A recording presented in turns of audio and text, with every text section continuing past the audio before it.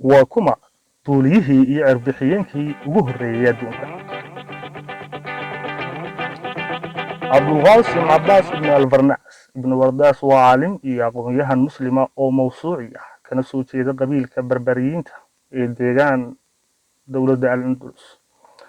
cabbaas ibnu farnaas waa duuliyihii iyo cirbixiyeenkii ugu horreeyay bini aadamka. waxaa kaloo uu ahaa dhaktar, xisaabiyahan, abwaan, hal abuur, aqoon-yahan ku xeeldheer culumta kimistriga iyo fiisigiskaba.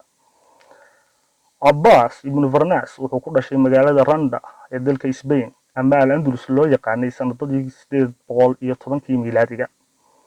wuxuuna ku barbaaray magaalada qurduba isagoo halkaas ku bartay culuum aad u kala duwan sida cilmiga falaga, falsafada iyo kimistrigaba.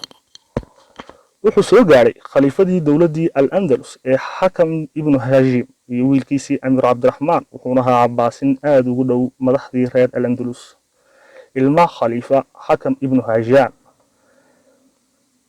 kaasoo ka dhigtay macalinkiisii cilmiga falaga iyo xidigaha. cabbaas ibnu farnaas wuxuu hal abuuray saacad ku shaqaysa biyaha oo loo yaqaanay miqaata. waxaa kaloo uu ku guulaystay inuu ka sameeyo dhagaxaanta weela dhala ah ama quruurada. sidoo kale wuxuu halifay muraayado indhood oo ay xidhan karaan dadka aragtidoodu liidato. dhanka kale cabbaas wuxuu markii ugu horreysay adduunka sameeyey aaladda qeexaysa socodka xidigaha, meerayaasha iyo qoraxdaba. sidoo kale cabbaas wuxuu sameeyey qilimbiroogii ugu horreeyay adduunka oo dadka u fudeydiyey inay si joogto ah u qori karaan waraaqahooda iyo kutubtooda. cabbaas gurigiisu wuxuu ka koobnaa qolal warshadaysan oo uu ku habeeyo aaladaha casriga ah uu noolaha wax badan ka horreeyay, ilamaa dadkii la deganaa ay ku tuhmeen inuu waalan yahay iyo inuu yahay sixroole ka baxay diinta islaamka. ugu dambeyntii waxaa lagu xukumay masjid jaamica magaalada qurduba iyadoo lagu cadeeyay inuu beri ka yahay eedaha loo soo jeediyey. hal abuurkiisii ugu weynaa uguna caansanaa wuxuu ahaa isku dagiisii inuu duulo sida shimbiraha. fikradaas in badan ayay maskaxdiisa kusoo laablaabatay. ugu dambeyn cilmi baadhis badan oo muddo dheer ku qaadatay wuxuu suurtowday inuu duulo. taasaana waxay ka dhigtay cirbixiyeenkii ugu horreeyay ee ku guulaysta inuu duulo. fikirkaasna hal abuuray. cabbaas wuxuu samaystay laba beecaalood oo isu dheeli tiraya miisaankiisa iyo cufjiidadka dhulka.